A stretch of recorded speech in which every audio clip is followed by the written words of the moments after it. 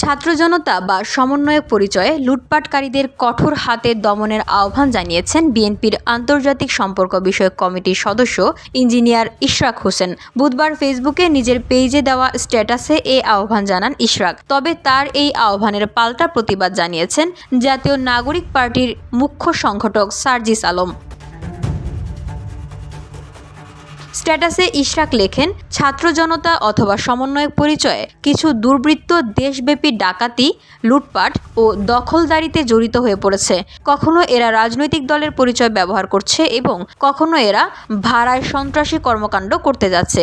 এদেরকে কঠোর হস্তে দমন করার আহ্বান জানাচ্ছি। অপরাধীদের পরিচয় একটাই, সেটা হলো অপরাধী।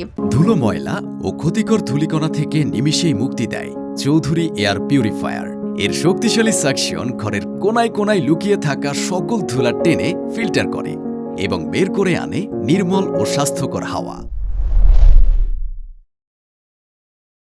ইশরাক হোসেনের পোস্ট দেওয়ার কিছুক্ষণ পরেই মন্তব্যের ঘরে কমেন্ট করেন জাতীয় নাগরিক পার্টির মুখ্য সংগঠক সার্জিস আলম।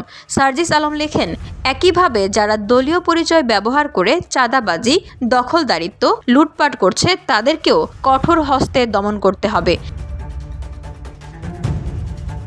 এ সময় বিএনপি নেতা ইশরাক হোসেনের পোস্ট ও এনসিপি নেতা সার্জিসের কমেন্টের রিপ্লাইতে অনেকে পক্ষে বিপক্ষে নানা রকম মন্তব্য করতে দেখা গেছে।